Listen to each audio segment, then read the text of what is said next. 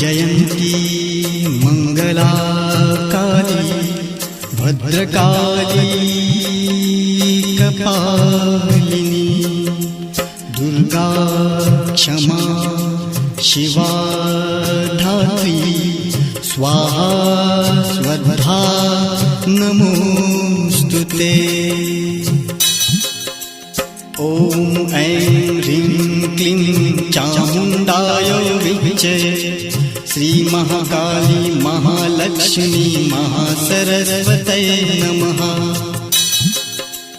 ॐ जयन्ती मंगला काली भद्रकाली कपालिनी दुर्गा क्षमा शिवा धात्री स्वाहा स्वधा नमो।